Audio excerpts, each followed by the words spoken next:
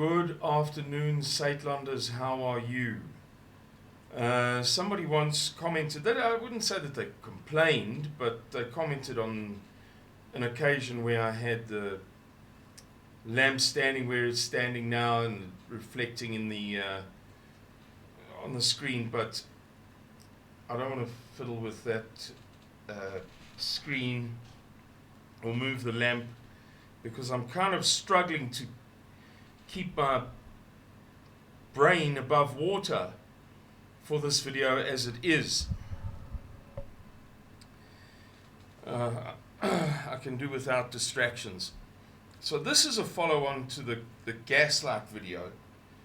And I'm sitting here and you can probably see it from the motion of my upper arms, or perhaps you can see my hands just shifting papers around because I'm so overwhelmed by what it is that I've got to tell you. Oh, genuinely overwhelmed, unable to really handle all of the information. So we spoke in the Gaslight video about what gaslight is, and it's basically manipulation of people for your own ends, and it has some particular it kind of implies that you drive people half mad to the point where they question their own sanity, and in the end just capitulate to you. Adolf Hitler famously spoke about how the lying press tells lies that are so preposterous, so unbelievable, so many times, that in the end you just say, oh, well, okay, it must be true. And I've told you before about the expression in the south of the USA, who are you going to believe, me or your lying eyes?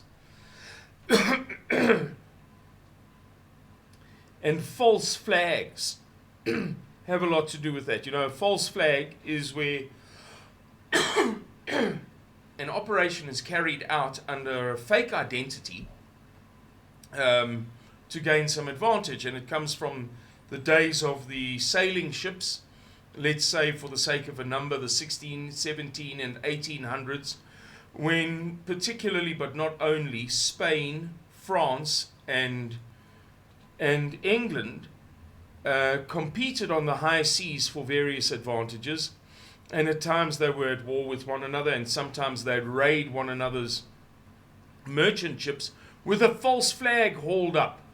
So you'd be at sea for 3 weeks in your ship bobbing along very slowly with nothing to see, and if you've never been at sea, it's difficult to fully appreciate what it's like to not be able to see anything but water for hundreds of square miles around you, to the horizon in every direction. And lo and behold, a ship would come along and you would see that it's a friendly ship. It's got the same flag as you, Dutch flag perhaps, or French, Spanish.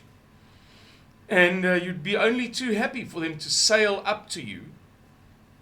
And then when they got nearby, they'd surprise you by hauling down their flag, hauling up their correct flag, and letting rip on your vessel, overwhelming you and stealing your cargo. So yeah, we've been through this, and I told you about many examples of gaslighting the American population particularly, but not only, with the most bizarre claims or information or supposed events that eventually the population just kind of gives in and says, yeah, okay, whatever, to the government. And I told you, I alluded to Chinese spy balloons, UFOs, the Ohio railway disaster, the recent earthquake in Turkey, the HARP, for those of you who know what that is. And we're going to look at all of this stuff because it seems to me that there's a tremendous amount of interconnection. Excuse the hiccups, I don't know where they've come from. I haven't eaten or drunk anything for a while. So let's begin with roughly the 28th of January, a Chinese spy balloon entered the airspace of the American state of Alaska, which is one of the two non-contiguous states. So one of the two states that's not attached to the rest. Excuse me while I just get rid of a little something that bit me there. Alaska and Hawaii being the two non-contiguous of the USA's 50 states. They have 48 contiguous states and two non-contiguous states.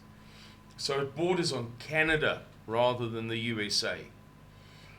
Spy balloon drifted over Alaska and then over Canada and finally into US airspace, and it drifted all the way across and down the USA southeastwards until it reached the Carolinas, which is the expression for the North Carolina and South Carolina, the Carolinas. And it was eventually shot down over the coastal waters of South Carolina by an F-22 Raptor plane with an AIM-9 Sidewinder missile. All right. Then another two appeared. One over Billings, Montana, and one over somewhere near Michigan, or over Michigan. They were shot down. And then a US congressman insisted that there was another one that hadn't been shot down. Then a fourth one was shot down, and by that time I had counted 7. I'm not saying I'm right. I'm saying I followed the story as well as I could, and I don't know. Maybe I can't count, but it seemed to me that there were not just the 3 that some sources are claiming, the 4 that others are insisting, the 5 including the one by the congressman, but another 2 too, 7. Then all of a sudden it turned out that there were hundreds of these things in US airspace. Then somehow UFOs entered the discussion.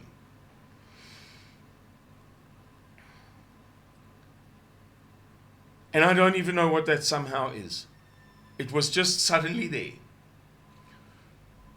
That came just as a plethora of apparent UFO videos suddenly went semi-mainstream.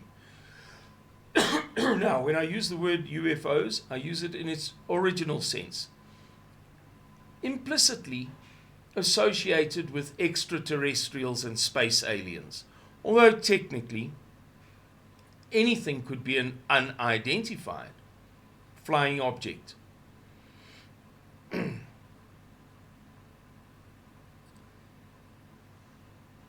Then, so now we had that moment about 3 days ago when there were just hundreds and hundreds and hundreds of new UFO videos coming out of the closet, some from years ago, some from apparently very recently, appearing on Twitter and YouTube and all sorts of UFO sites and so on. Then a serious question about extraterrestrial beings was asked at a White House press conference a few days ago. And it was dismissed. But it was asked.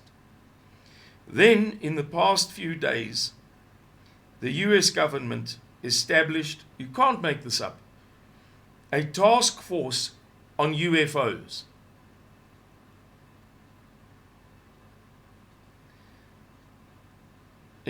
Honestly, you know, ladies and gentlemen, I'll give you a kind of a comparable story. As many of you know, I was appointed the project manager of the Nelson Mandela Funeral Project 5 years in advance of and in anticipation of his death.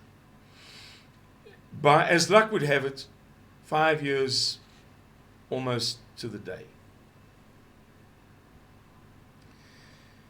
Do you remember Deborah Patter breaking the news that Nelson Mandela had died? She was then working for BBC, I believe.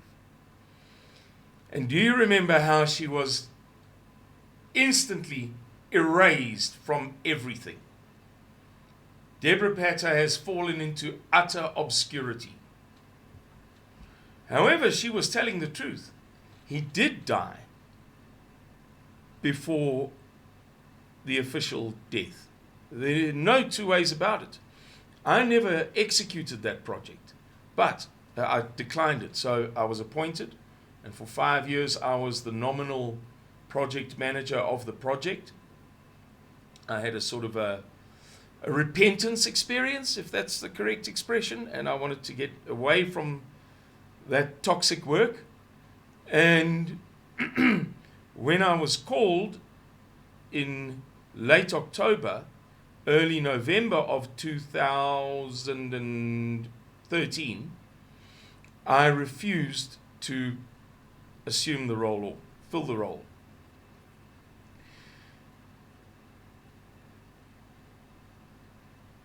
But I know from those phone calls that he died a long time.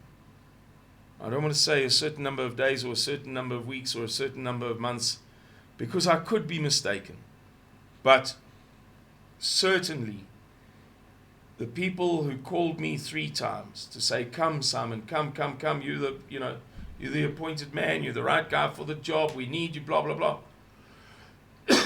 clearly knew that he was dead.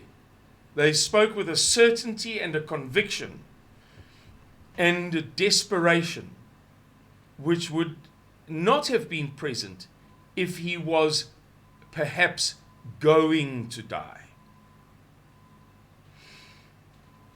A certainty, a conviction, an urgency, and even a desperation. Desperate to get me, just for professional reasons, not because they liked me. So these things do happen, these absolutely crazy, nonsensical lies, or most unbelievable twists of reality. So poor old Deborah Patter was cast into the wilderness over telling the truth. She got it wrong by about 2 weeks, but she got it right by about a week. That's all I'm going to say. Then, this gets better. A special U.S. congressional committee was briefed in secret. They're not allowed to tell what they were briefed.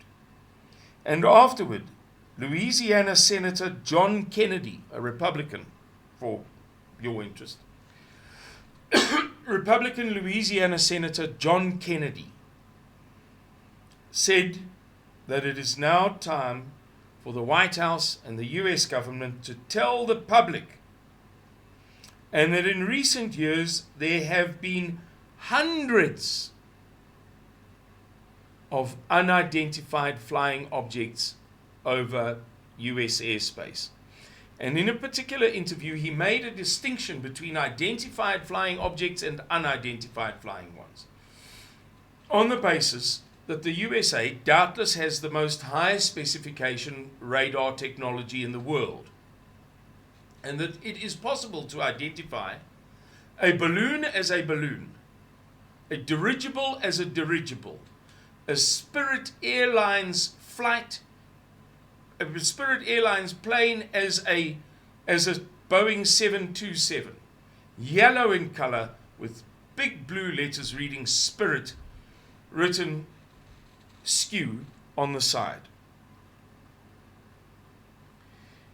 So he was saying, identified is identified, but even with all of our technology, all of our ability to send up U-2 spy planes,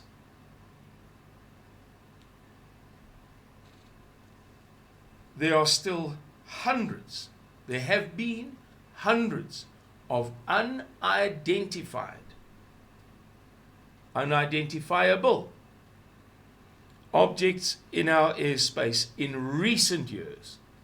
In fact, in one interview, forget which one it was, but in the one interview he alludes to 5 years.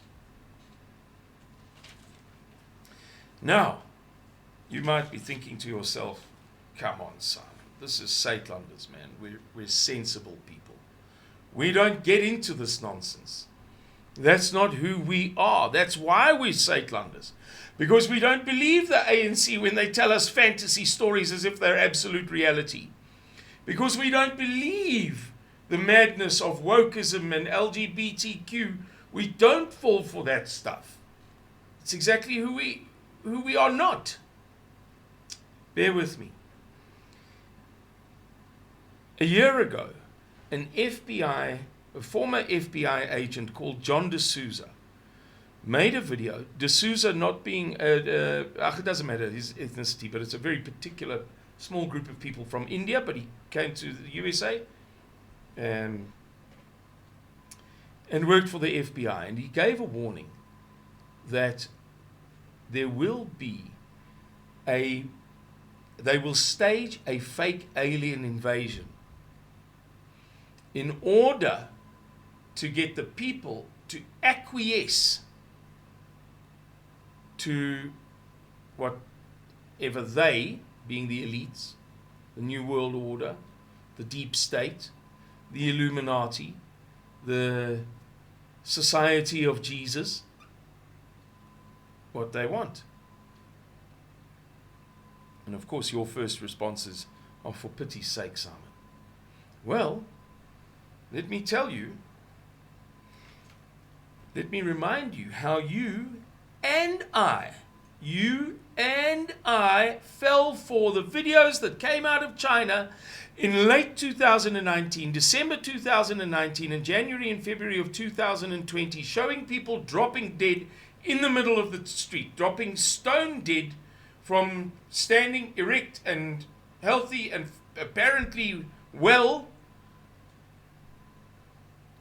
to simply pitching forward flat on their faces, stone dead. We were all enthralled. We were all enchanted by them.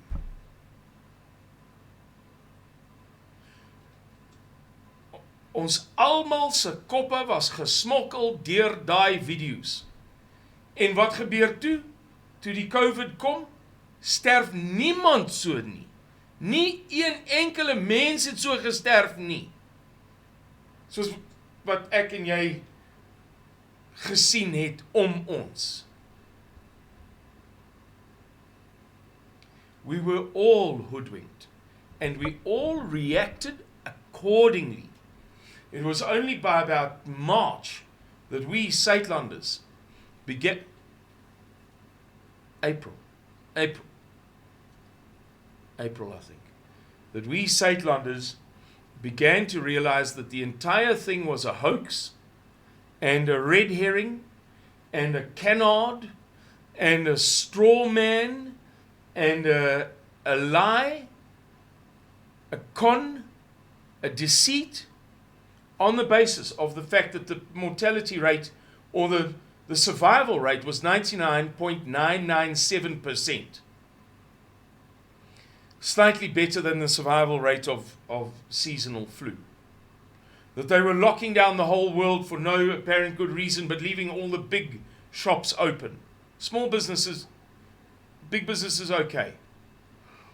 That we had received from Harvard University through our friends in Pennsylvania, through Max, and Andrew, a copy of the Pirbright Institute patent certificate for the COVID-19 virus. Then we obtained the, Andre Coetzee got it, the Boston Consultancy Group advice that had been published previously and issued to most of the countries in the world. I wish I still had a copy of it, man. I really do. well in advance, saying this will be your first wave, the second wave, third wave, your dates, times, places, the whole lot. This is what you must do, how you must lock down, when you must lock down, who you must lock down. Each country got specific advice. And Saitlanders exposed that on video. Then we, Saitlanders, broke the story of the government's previous contract with that, oh dear me, I would forget, EWNS, something like that, for passports, to be one of the 14 or 15 pioneer countries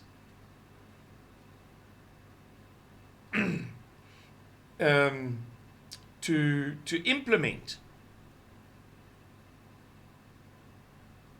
digital passports, with the suggestion that they would be tied in to your body. And I referred you guys to the website, and I told you about the little noddy car, the cartoon of the noddy car, and how this organization bragged about. Now I'm trying to talk from memory, and I don't remember it that well, so I'm speaking loosely. But that you know, the robots, if there was no car coming from the other direction or from the sides, the robots would change for you. Your fridge would open for you. Your computer would unlock for you. And so on. But at first, we all fell for those videos hook, line, and sinker. And here are a couple more examples. The attacks, the Pearl Harbor attack, was on Sunday, the 8th of December, 1941. On Tuesday, the 10th, I believe, rumors spread throughout New York of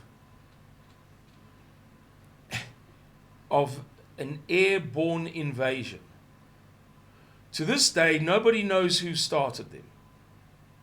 And there is a general conviction that they were started simultaneously. That it wasn't one guy who said something, you know, maybe at a ticky box, that was misunderstood by another guy, who then repeated it erroneously to somebody else, who then told 4 people, and it turned into this thing. It is now generally understood that multiple people began to spread that rumor on the morning of Tuesday, the 10th of December 1941. And it created a hysteria, something unbelievable. Then in February 1942, this is true stuff, guys. Oh, I beg your pardon, there's something I should mention. Those events of the 10th of December. 2 days after that, Franklin Delano Roosevelt, I was trying to remember all 3 names, Franklin Delano Roosevelt, the President of the USA, the only president in history to serve a 3-year term, or to be elected thrice, told the USA that it was going to war. And that in spite of the strongest tradition of not getting involved in foreign entanglements. And the Congress being absolutely against it. Then, as if that wasn't enough, I'm talking about the airborne invasion. Rumors of an airborne invasion, hundreds of planes, soldiers, parachutes, you name it, coming. In February 1942, the Battle of Los Angeles took place. The United States government released hundreds of weather balloon type balloons that had been modified to roughly approximate the shape of aircraft. So they weren't that plausible, but roughly they approximated the shape of aircraft. And they released them at sea when there was an onshore wind and high levels of mist and fog and unclear air. I don't know exactly, I wasn't there. And people saw these hundreds upon hundreds of aircraft coming to invade the United States through the fog and the mist. And the population of Los Angeles County went berserk. They had, I think actually they hit at night. They first struck at night. And for a couple of, you can't make this stuff up.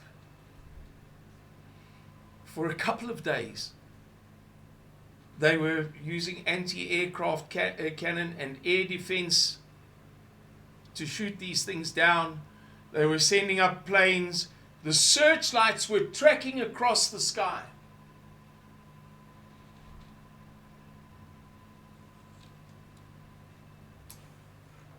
I'm looking at my notes here.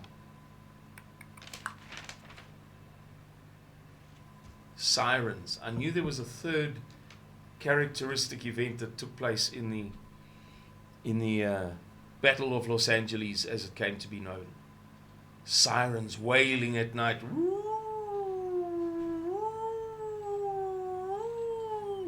People absolutely panic-stricken. The streets deserted the next morning. Frantic people phoning loved ones all over the USA, phoning their senators and their representatives, heading out into the what is that desert? I can't remember the name.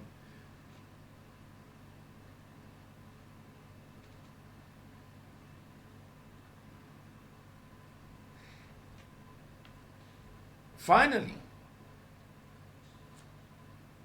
Wernher von Braun was the head of Germany's rocket program in the 1930s and 40s. And when the Allies were victorious, they rounded up many scientists and engineers and what have you, because German technology was far ahead of any country in the world in practically every sphere except for a couple, such as radar, such as I'm trying to think, there's another example, the atomic bomb. But even that is not necessarily true, because Germany was initially ahead of the rest of the world on the atomic bomb, but then the Allies were able to completely stop its supply of heavy water, and eventually Hitler lost interest in the thing because it was just too much of a headache to try to do it, with the bombings and unavailability of heavy water and so on. So they rounded up all of these geniuses and took them back to wherever, the USA particularly, the Soviet Union particularly, and presumably other places too. And Wernher von Braun was one of those sort of indentured, not kidnapped, not enslaved, but indentured is probably a good word. We won't prosecute you for Nazi war crimes as long as you come and work for us. And he was the man behind the success of the early US rocket programs, the Saturn programs and the rockets to the moons and so on. Unquestionably, he was light years ahead of what the USA had been able to achieve hitherto. And he said in the 1970s that he knew that the deep state was already then preparing to float, to gull, to beguile, to gull the people of the USA with an alien invasion. This video has taken a huge amount of research. on subjects with which I'm not terribly au fait, subjects on which I'm not a fundi or a master. So I can only hope that I can bring a next installment to you as soon as tomorrow. I hope so, but I'm not sure. But certainly I would like to spit out a few more of these if you're keen on them.